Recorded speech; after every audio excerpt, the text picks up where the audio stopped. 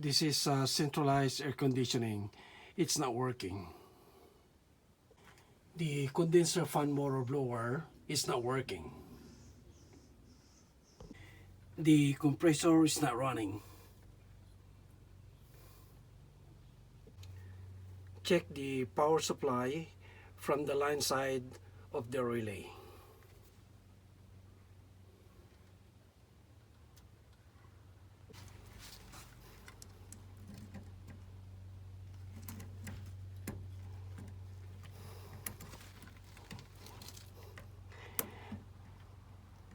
There is a 244.3 volts reading.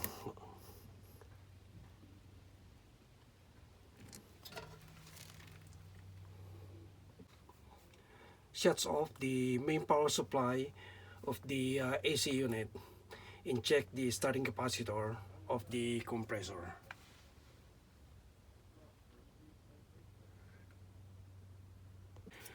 For safety, double check if there's no more power supply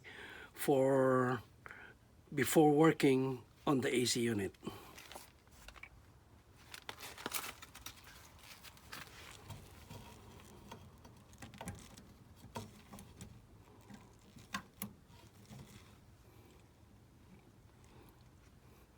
There's 0 volts, 0.346 volts right now.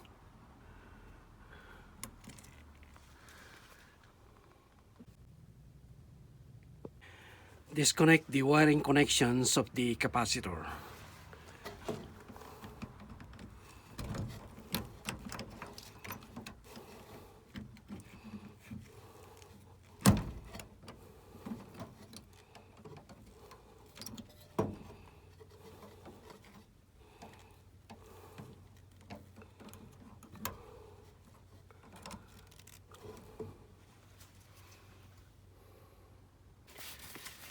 Put the selector switch of the multi-tester to microfarad position.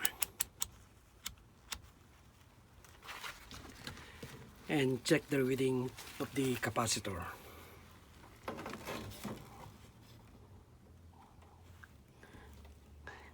The reading is 34.5 microfarad.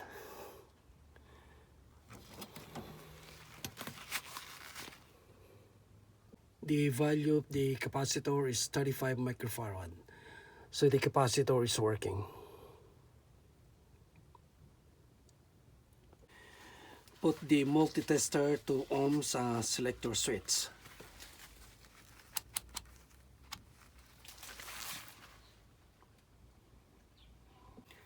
Check the resistance winding of the compressor.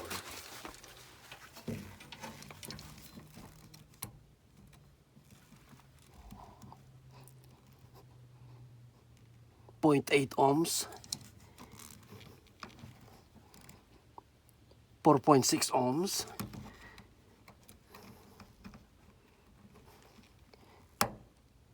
and 4.0 ohms.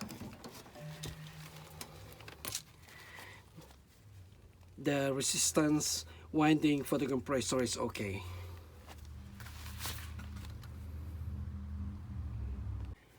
Check the capacitor reading of the condenser motor.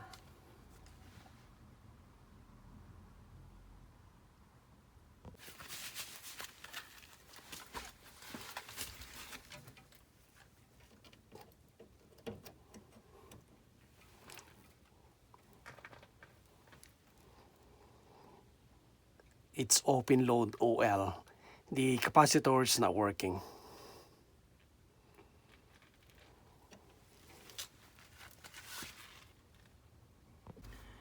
If the condenser fan motor blower is not running due to the defective capacitor, the compressor will overheat and it will trip.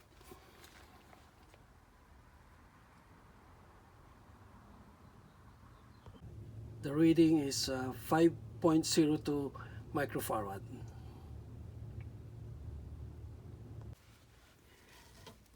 Install this new condenser fan capacitor.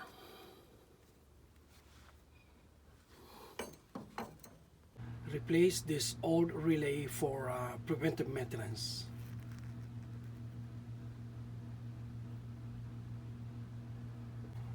Install new relay.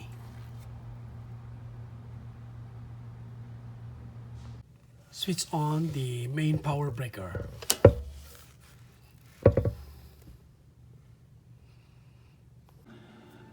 Switch on the thermostat on cooling position.